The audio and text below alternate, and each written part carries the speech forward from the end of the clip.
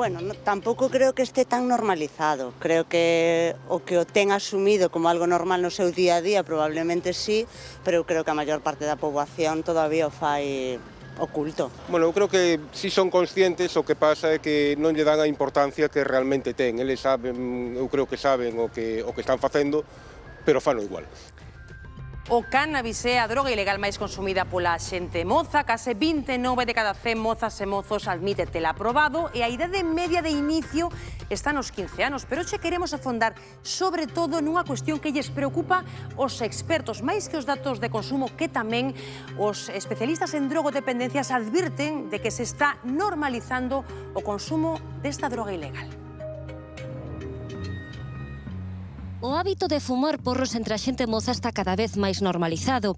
O 20% da poboación entre 15 e 24 anos consumiu cannabis no último ano e a idade media de inicio desta sustancia está nos 16 anos.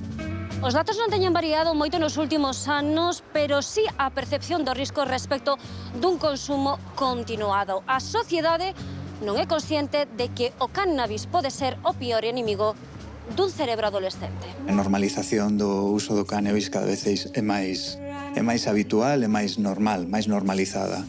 Penso que hai moitos intereses económicos en todo isto e penso tamén que pronto veremos como pouco a pouco vai haber moitas presións para tratar de legalizar esta historia. O cerebro dun mozo está en plena formación e ten, por tanto, moita plasticidade. A droga incide nos circuitos cerebrais nunha etapa clave en que non está preparado para unha sobreestimulación.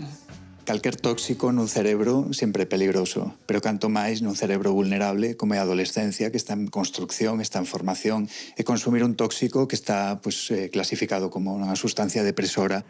Entre a xente moza o consumo está normalizado e son alleos, por tanto, as consecuencias irreversibles que pode acarrear o cannabis. Fano sin pensar, en plan... Fuman, non pensan que sexa peligroso ni nada, é como o tabaco ahora. Sí que se es consciente, pero yo creo que se le da menos importancia de la que realmente tiene. E que opinan os pais? Son conscientes do que hai detrás deses porros? Bueno, tampouco creo que este tan normalizado. Creo que o ten asumido como algo normal no seu día a día probablemente sí, pero eu creo que a maior parte da poboación todavía o fai oculto. Eu creo que saben o que están facendo, pero fano igual. Estudos recentes alertan dunha consecuencia moi importante.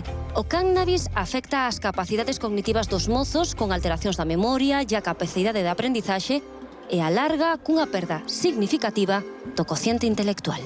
É verdade que o consumo prolongado ten efectos complexos no cerebro e na vida das persoas. A veces tamén un consumo puntual é unha lotería. Pode desarrollar a veces unha situación psicótica ou un problema de saúde mental grave, moi grave.